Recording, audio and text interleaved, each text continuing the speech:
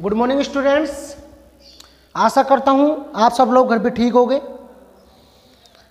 कल तक हमने पढ़ा राजनीतिक संस्कृति के प्रकार, जिसमें विभिन्न विचारकों ने जो जो प्रकार बताए थे उनके बारे में मैंने स्पष्ट रूप से चर्चा कर ली थी। सबसे पहले मैंने आपको बताया कि राजनीतिक संस्कृति के मुख्य रूप से दो ही प्रकार होते हैं, अभिजातीय राजनीतिक संस्कृति और जनसाधारण की राजनीतिक संस्कृति। इसके बाद आमंड ने राजनीतिक संस्कृति के तीन प्रकार बताए, संकीर्ण, अधीन और सहभागी। इसके बाद में आमंड एंड बर्मा ने बताए, सॉरी स्टूडेंट्स, प्रोफेसर फाइनल ने सेना के आधार पर तीन बताए, विकसित, परिपक्व और निम्न। इसके बाद में आमंड ने चार प्रकार बताए, आंग्ल राजनीतिक संस्कृति, यूरोपीय महाद्वीप राजनीतिक संस्कृति, गैर पश्चिमी पूर्व औद्योगिक राजनीतिक संस्कृति और सर्वाधिकार राजनीतिक संस्कृति।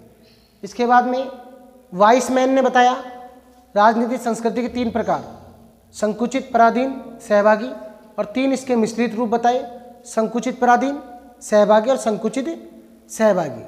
इस प्रकार अपना यहाँ तक मैंने आपको पढ़ा दिया था। अब नेक्स्ट टॉपिक है राजनीतिक समाजीकरण और राजनीतिक संस्कृति। तो स्टूडेंट, राजनीतिक समाजीकरण और राजनीतिक संस्कृति में गहरा संबंध होता है, क्योंकि राजनीतिक समाजीकरण राजनीतिक संस्कृति को स्थिरता प्रदान करता है। कई देशों में अलग अलग राजनीतिक संस्कृति होती है, उनको एक करने का कार्य कौन करता है? राजनीतिक समाजीकरण। राजनीतिक संस्कृति को सबलता कौन प्रदान करता है? राजनीतिक समाजीकरण। राजनीतिक संस्कृति को अपनाने का कार्य कौन करता है? राजनीतिक समाजीकरण। इसलिए राजनीतिक समाजीकरण राजनीतिक संस्कृति में क्या है? गहरा संबंध है। तो उतार लीजिए टॉपिक एक बार।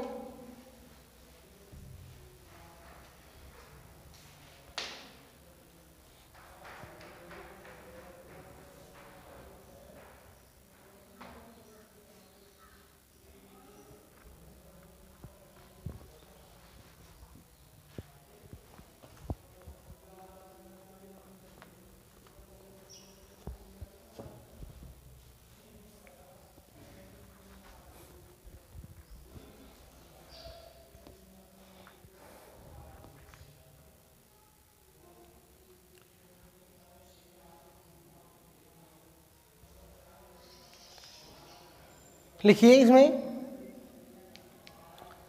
राजनीतिक समाजीकरण और राजनीतिक समाजीकरण और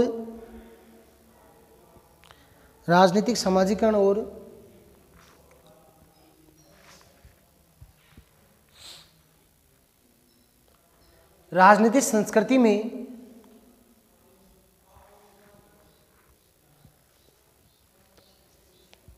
गहरा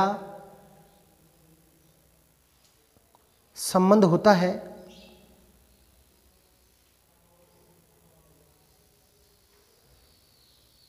इसे निम्न बिंदुओं से समझा जा सकता है। इसे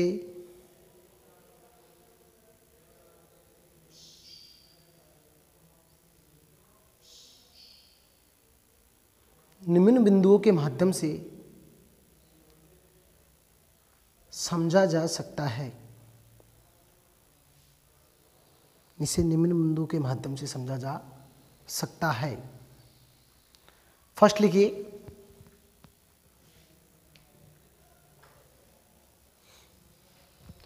राजनीतिक समाजीकरण।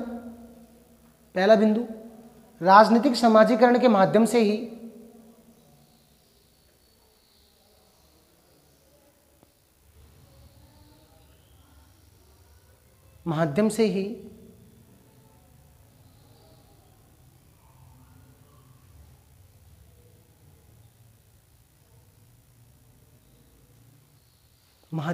राजनीतिक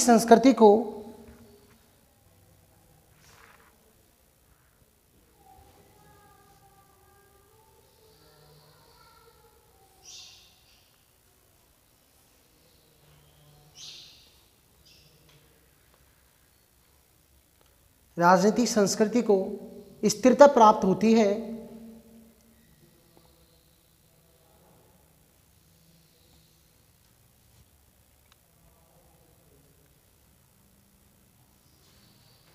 स्थिरता प्राप्त होती है। दूसरा लिखिए बिंदु,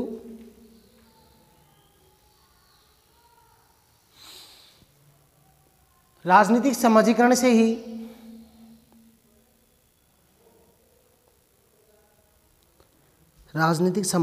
ही राजनीतिक संस्कृति का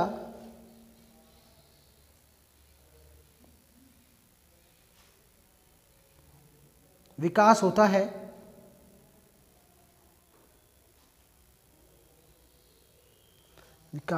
है। थर्ड बिंदु लिखिए,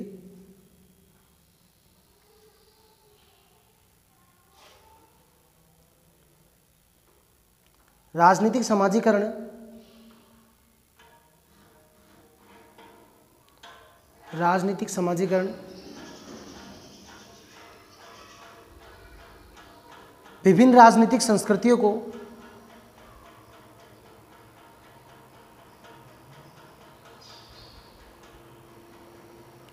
विभिन्न राजनीतिक संस्कृतियों को एक करने का कार्य करता है।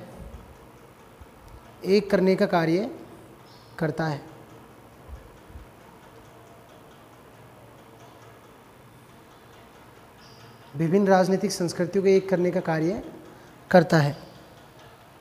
इसके बाद में स्टूडेंट्स नेक्स्ट टॉपिक लिखिए, राजनीतिक संस्कृति का महत्व।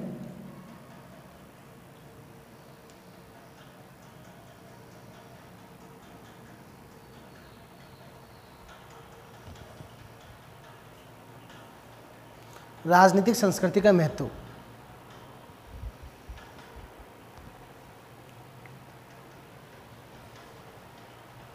इसमें लिखिए, राजनीतिक संस्कृति का महत्व निम्न प्रकार से है। राजनीतिक संस्कृति का महत्व निम्न प्रकार से है। राजनीतिक संस्कृति का महत्व निम्न प्रकार से है। फर्स्ट लिखिए, राजनीतिक संस्कृति से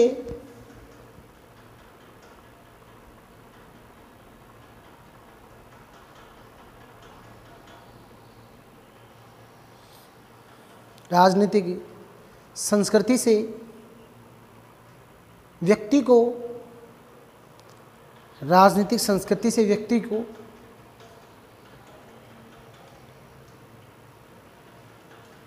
राजनीतिक मुद्दों की जानकारी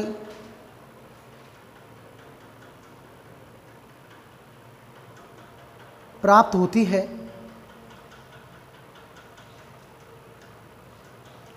राजनीतिक मुद्दों की जानकारी प्राप्त होती है।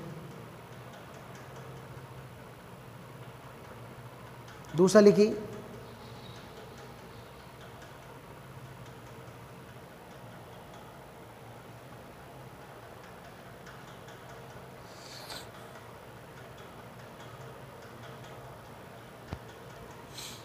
राजनीतिक संस्कृति से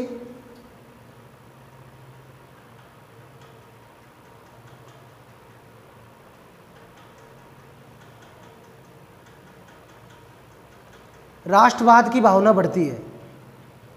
राजनीतिक संस्कृति से राष्ट्रवाद की भावना बढ़ती है।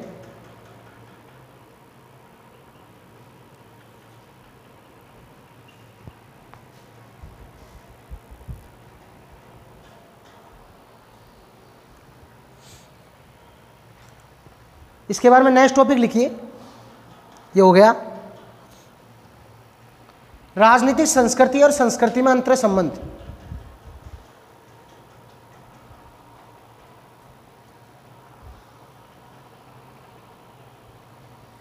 राजनीतिक संस्कृति और संस्कृति में अंतर संबंध।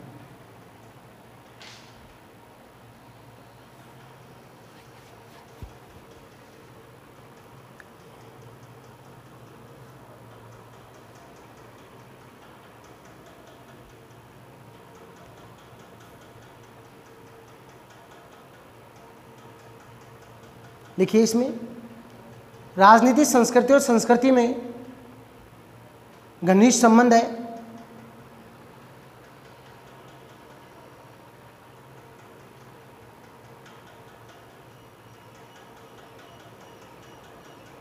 घनिष्ठ संबंध है क्योंकि क्योंकि संस्कृति का हिस्सा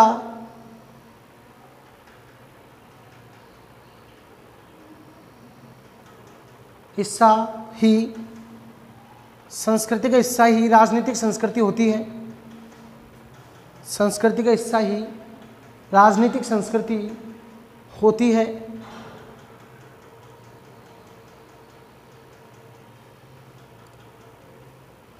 सामान्य संस्कृति में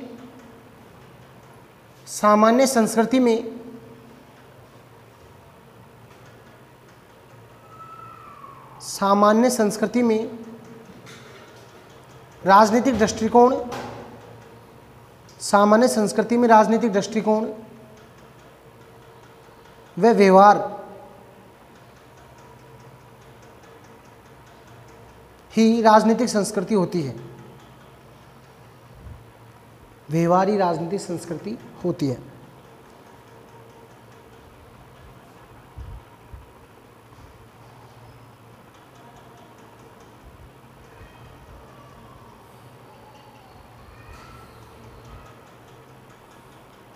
एक लाइन नोट लगा के लिख लीजिए अब।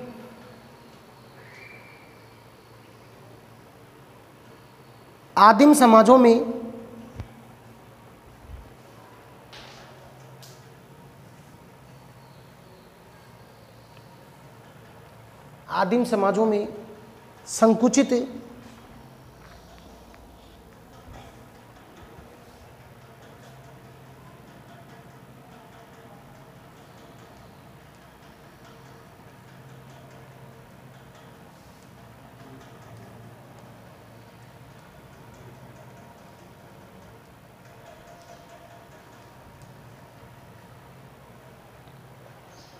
संकुचित संस्कृति पाई जाती है। तो स्टूडेंट्स, हमने यूनिट सेकंड के 2 लेसन कंप्लीट कर लिए और यूनिट फर्स्ट के, देखिए मैं आपको दोबारा बताता हूँ, आपकी जो बुक है वो 2 पार्ट में बटी हुई है, पार्ट 1 और पार्ट सेकंड। इसमें कितनी यूनिट है? दोनों में 4 यूनिट है। हम जो इस समय जो अध्ययन कर रहे हैं वो पार्ट फर्स्ट का कर रहे हैं, जिसमें मैंने यूनिट फर्स्ट आपको क्लियर करवा दी। यूनिट फर्स्ट में जो पार्ट थे, न्याय,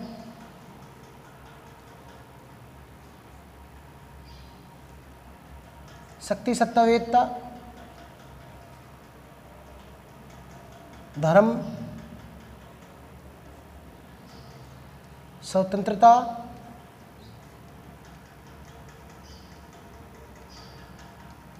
और समानता, ये 4 पार्ट पढ़ा दिए। तो ये यूनिट कितने नंबर की है? 10 नंबर की। 10 नंबर कंप्लीट। और यूनिट सेकंड में मैंने आपको पार्ट पढ़ा दिया राजनीतिक समाजीकरण,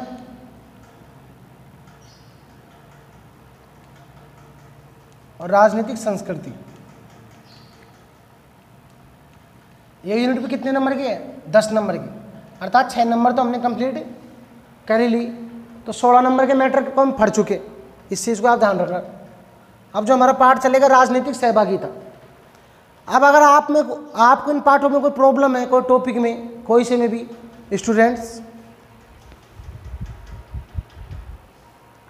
तो आप कमेंट्स बॉक्स में डाल सकते हो कि सर हमें ये टॉपिक समझ में नहीं आया। जिस माध्यम से आपको वीडियो देख पा रहे हो उस माध्यम पे भी आप अपना मैसेज डाल सकते हो कि सर हमें ये वाला टॉपिक नहीं आया समझ में, इसको एक बार दोबारा वीडियो के माध्यम से समझाया जाए।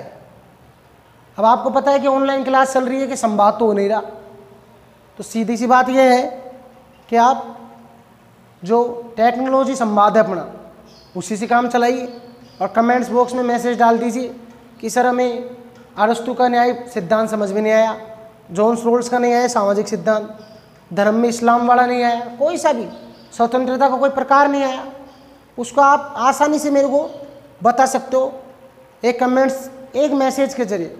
और मैसेज मेरे को जैसे ही प्राप्त होगा मैं 10-5 मिनट का जितना भी टाइम है एक्स्ट्रा वीडियो लेके आपको वो टॉपिक समझा दिया जाएगा। लेकिन ये जिम्मेदारी किसकी है? आप लोगों की है। तो अब जो नेक्स्ट पार्ट है वो है स्टूडेंट राजनीतिक सहभागिता। हमने पढ़ा राजनीतिक समाजीकरण, अर्थात राजनीतिक क्रियाकलापों को स्वीकार करना, अंगीकार करना क्या है? राजनीतिक समाजीकरण। जैसे समाजीकरण क्या है? समाज का क्रियाशील सदस्य बन जाना, तो राजनीतिक समाजीकरण राजनीति के क्षेत्र में उसका सदस्य बन जाना। राजनीतिक संस्कृति अपने विचार प्रस्तुत करना, आपके राजनीति के प्रति क्या विचार है, क्या अभिप्रत्य है, कैसे आप उसको संबंध बनाते हो राजनीति के साथ, वो तो होता है आपका राजनीतिक कल्चर। अब है राजनीतिक सहभागिता। अब इसमें आपकी भागीदारी हो जाती है एक तरीके से, क्या हो जाती है? सहभागिता मतलब भाग लेना। राजनीतिक सहभागिता का मतलब क्या होता है?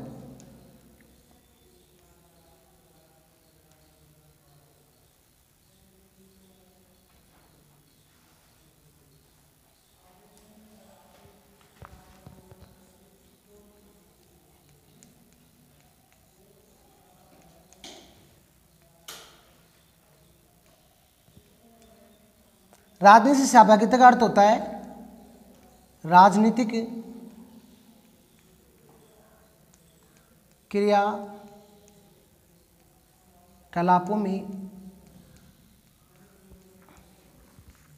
में प्रत्यक्ष या परोक्ष रूप से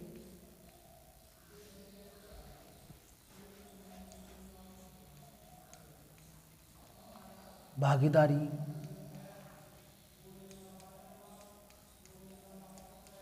होना। जो भी राजनीतिक क्रियाकलाप हो उसमें जनता की पूर्ण भागीदारी, अर्थात जैसे आप मतदान करते हो, चुनाव लड़ते हो, ये किस चीज़ में आ जाते हैं? राजनीतिक सहभागिता में। अब प्रत्यक्ष में परोक्ष अप्रत्यक्ष भी हो सकता है किसमें, वो भी राजनीतिक सहभागिता है। प्रत्यक्ष में परोक्ष रूप क्या है कि आप मतदान करने का अधिकार है आपको, आपने अपना नेता चुन लिया, लेकिन नेता को हटाने का अधिकार भी जब आपके पास है तो वह क्या हो जाता है? प्रत्यक्ष में परोक्ष रूप से। अपने देश में ऐसा थोड़ी है, भारत में। फिर मैं ये कह रहा हूं जो एजुकेशन है वो कड़ी से कड़ी जुड़ती हुई चलती है हमेशा। कैसे चलती है? कड़ी से कड़ी जुड़ती हुई। अगर पिछली चीज भूल गए ना आप तो अगली चीज को याद नहीं कर पाओगे आप। आपको अगर इंग्लिश का सेंटेंस बनाना है तो आपको ABCD आना जरूरी है। गणित के सवाल हल करने हैं तो आपको माइनस प्लस भाग गुणा आना जरूरी है। इसलिए अगर पिछली चीज, अब प्रत्यक्ष या परोक्ष शब्द आ गया तो फिर मैं कह रहा हूं पार्ट नंबर 5 10वीं क्लास SST आपने पढ़ा होगा, लोकतंत्र डेमोक्रेसी, जिसमें आपने लोकतंत्र के प्रकार पढ़े होंगे। राजनीतिक लोकतंत्र के 2 प्रकार होते हैं, प्रत्यक्ष लोकतंत्र और अप्रत्यक्ष लोकतंत्र। प्रत्यक्ष लोकतंत्र वो होता है जिसमें जनता को प्रतिनिधि का चुनने का भी अधिकार होता है और उसको हटाने का भी अधिकार होता है। लेकिन अप्रत्यक्ष लोकतंत्र में जनता को प्रतिनिधि को चुनने का अधिकार होता है, हटाने का अधिकार नहीं होता। हटता तो कब है वो? जब उसका कार्यकाल पूरा होता है, या बीच में उस पर कोई अपराध साबित हो जाए या वो कुछ नियमों की अवमानना कर रहा हो तो भी उसकी सदस्यता रद्द हो जाती है। लेकिन वो जनता के माध्यम से नहीं होती, उसकी सदस्यता रद्द करती है तो हाई कोर्ट करती है या सुप्रीम कोर्ट करती है या संसद के द्वारा उसे हटाया जाता है। प्रत्यक्ष लोकतंत्र का एकमात्र उदाहरण कौन सा देश है? स्विट्जरलैंड। स्विट्जरलैंड एकमात्र देश है जहां पे कौन सा लोकतंत्र पाया जाता है? प्रत्यक्ष लोकतंत्र पाया जाता है। अब एक बात को ध्यान रखना, राजनीतिक सहभागिता जितनी ज्यादा होगी जिस शासन व्यवस्था में, वो शासन व्यवस्था उतनी अच्छी होगी और स्वस्थ लोकतंत्र की क्या होगी? वो पहचान होगी। वहां पे शासन व्यवस्था अच्छी होगी जहां पे जनता को ज्यादा से ज्यादा मौका दिया जाएगा। बस शासन किसके ऊपर किया जा रहा है? जनता के ऊपर किया जा रहा है। किसके ऊपर किया जा रहा है? जनता के ऊपर। अगर शासक जनता की जितनी अच्छी बात सुनेगा कि आपके लिए क्या होना चाहिए, तो जनता बताएगी हमारे लिए ये होना चाहिए। लेकिन अगर शासक जनता की सुनेगा ही नहीं, उसके ऊपर अत्याचार करेगा लगातार, जनता की कोई इज्जत ही नहीं है, उनके भावनाओं का कोई सम्मान नहीं है, तो धीरे धीरे जनता क्या हो जाएगी? शासक के प्रति गलत सोचने लग जाएगी। और जब भी जनता को मौका मिल जाएगा वो उसे हटाने की कोशिश करेगी। तो जहाँ राजनीतिक सहभागिता ज़्यादा होगी वहाँ लोकतांत्रिक व्यवस्था उतनी अच्छी होगी, स्वस्थ होगी, शासन अच्छा होगा। जहाँ राजनीतिक सहभागिता अर्थात जनता की भागीदारी शासन में जब कम होगी वो शासन जल्दी ही खत्म होने की कगार पर होगा, क्योंकि जनता खुश नहीं होगी तो शासन ऑटोमेटिक। अरे जैसे अपना उदाहरण ले लो, जिस टीचर की बात बच्चे को अच्छी तरह समझ में आ रही है तो वो टीचर से पढ़ना पसंद नहीं करेंगे, लेकिन टीचर को बात ही समझ नहीं आ रही तो बच्चा ऑटोमेटिक हमें तो नहीं आ रहा समझ में। यही बात है, जहाँ बच्चों की भागीदारी, शासन की भागीदारी। तो उतार लीजिए पाठ सबसे पहले राजनीतिक सहभागिता।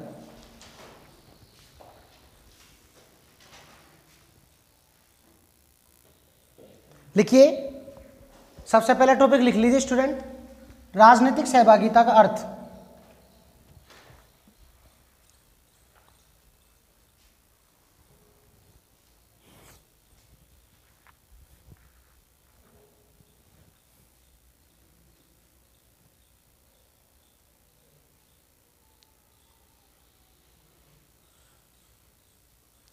राजनीतिक सहभागिता का अर्थ, इसमें लिख लीजिए जनता। लिखिए, राजनीतिक क्रियाकलापों में ऐसे कैसे उतार लीजिए इसे।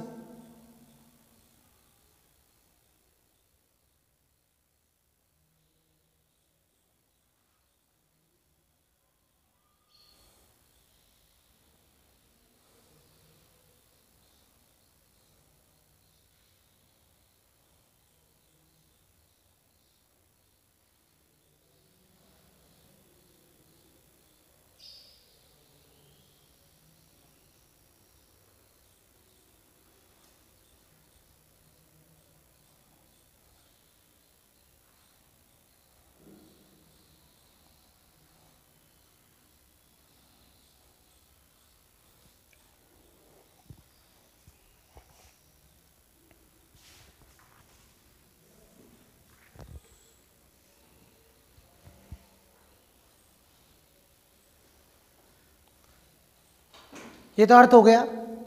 नेक्स्ट लिखिए अब टॉपिक, राजनीतिक सहभागिता की परिभाषा।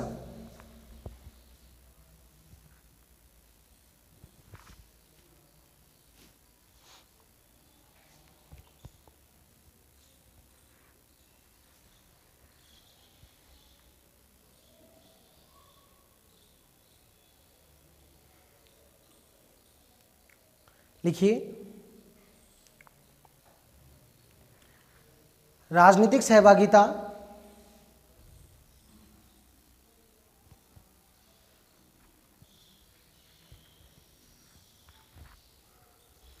राजनीतिक सहभागिता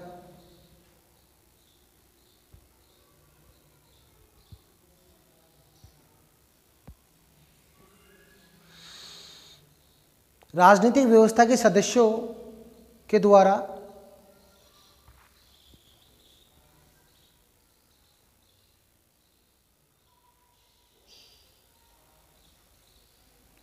राजनीतिक व्यवस्था के सदस्यों द्वारा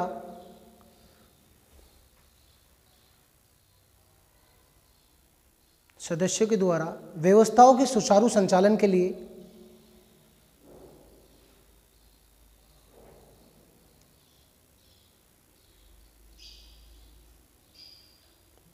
सुचारू संचालन के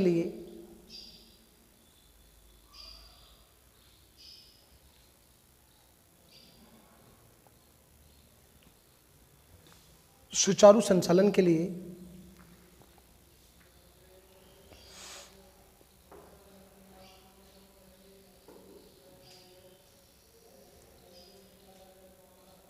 विभिन्न स्तरों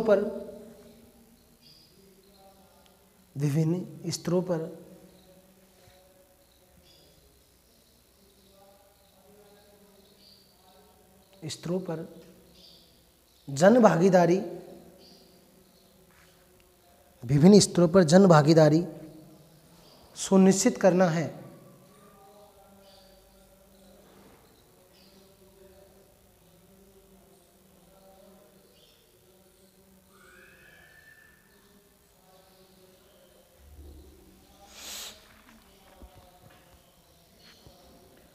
जन भागीदारी सुनिश्चित करना है। इसे जन सहभागिता भी कहते हैं। इसे जन सहभागिता भी कहते हैं, इसे जन सहभागिता भी कहते हैं। एक लाइन नोट लगा के लिखिए स्टूडेंट।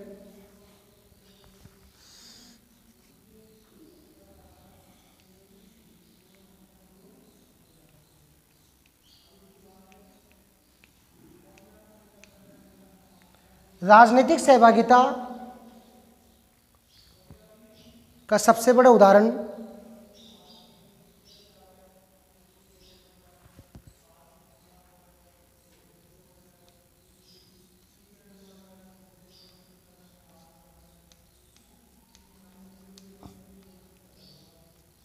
राजनीतिक सहभागिता का सबसे बड़ा उदाहरण या प्रत्यक्ष लोकतंत्र का घर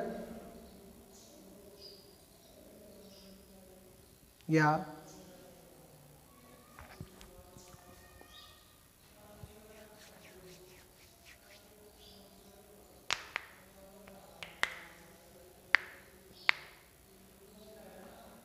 प्रत्यक्ष लोकतंत्र का घर स्विट्जरलैंड को